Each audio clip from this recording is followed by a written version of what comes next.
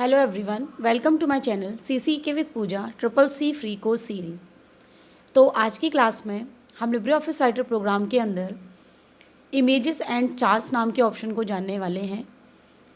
इस ऑप्शन का इस्तेमाल हम अपने डॉक्यूमेंट पर किस तरीके से करते हैं, तो चलिए स्टार्ट करते हैं आज की क्लास।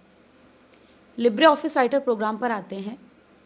सबसे पहले इमेजेस एंड चार्ट्स नाम का जो ऑप्शन होता है, ये आपको व्यू मेन्यू के अंदर यहाँ पर इमेज एंड चार्ट्स नाम से दिखाई देता है।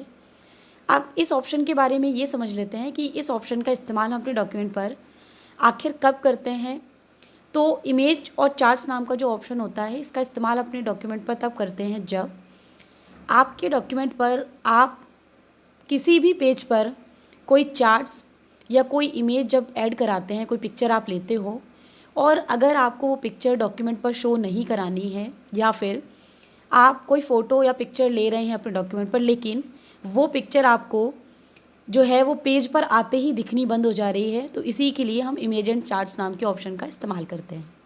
अब इस ऑप्शन को इस्तेमाल कैसे करते हैं, इसके लिए सबसे पहले, अब क्योंकि ऑप्शन का नाम है इमेज एंड चार्ट्स, तो इसके लिए मैं यहाँ पर एक इमेज ले रही हूँ और यहाँ पर एक चार्ट ऐड कर ले रही हूँ। जैसे यहाँ पर आपको साइड बार पर यहाँ पर गैलरी नाम से एक ऑप्शन मिलेगा। इस ऑप्शन के अंदर हम जा रहे हैं। यहाँ इस वाले ऑप्शंस के अंदर ये अलग अलग तरह के शेप्स पड़े हुए हैं, शेप्स नेटवर्क्स में से। तो मैं यहाँ से सबसे पहले शेप ऑप्शन के अंदर जाकर राइट क्लिक करके इंसर्ट करके एक शेप को जो है वो मैंने यहाँ ऐड कर लिया है। और इसी तरीके से मैं अपने डॉक्यूमेंट के दूसरे एरिया में एक फ़ोटो, एक और पिक्चर ऐड करने जा रही हूँ। तो नेटवर्क्स में जाकर हम यहाँ से एक कंप्यूटर का इमेज इंसर्ट करा लेते हैं। इसके अलावा यहाँ पर मैं अपने पेज पर एक जगह पर जो है वो चार्ट को इंसर्ट कर ले रही हूँ। चार्ट इंसर्ट कराने के लिए आपको इंसर्ट मेन्यू में आना होगा। इंसर्ट मेन्यू पर ये थर्ड ऑप्शन जो आपको मिलेगा चार्ट का, आप इस पर जैसे ही क्लिक करोगे, यहाँ पर आपके पेज पर जो है वो एक चार्ट ऐड होके यहाँ पे आ जाएगा। अब आप देख सकते हो मैंने अपने डॉक्यूमेंट पर एक जो है ये नोट का इमेज लिया हुआ है, एक मैंने यहाँ पे चार्ट लिया हुआ है, और जो यहाँ पर आपको ये जो एक कंप्यूटर का फ़ोटो दिख रहा है वो यहाँ पे मैंने लिया हुआ है। अब मैं ये चाहती हूँ कि मेरे डॉक्यूमेंट पर इमेजेस, चार्ट्स वगैरह जो है ये आपको मैं यहाँ पर दिखाना बंद कर दूँ। तो इसके लिए व्यू मेन्यू पर आकर मैं जैसे ही इमेज एंड चार्ट्स नाम के ऑप्शन पर क्लिक करूँगी, आपको यहाँ पर जो मैंने फ़ोटो ली हुई थी इमेज, वो यहाँ पर देखिए दिखना बंद हो गई। यहाँ पे सिर्फ लिख के आ रहा है इमेज 1, लेकिन इस इमेज में क्या है, किस तरीके से है, वो मुझे नहीं दिखाई दे रहा।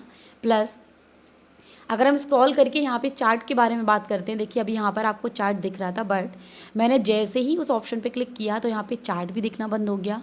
और अगर हम थोड़ा सा स्क्रॉल करके अपने नेक्स्ट पेज पर आते हैं, तो आपको याद होगा मैंने यहाँ पर एक और इमेज ली हुई थी कंप्यूटर की गैलरी से, तो वो यहाँ पर इमेज जो है वो दिखना बंद हो गई। अब अगर मैं आपको पेज को कुछ छोटा करके इस तरीके से दिखाऊं, तो आपको मेरे पेज में जितनी जगह पर इमेज या चार्ट्स या यहाँ पर कोई भी फ़ोटो वगैरह जो पिक्चर है वो मैंने ले रखी है, वो आपको यहाँ पे दिखना बंद हो जाएंगी। तो basically image and charts option का काम यही होता है।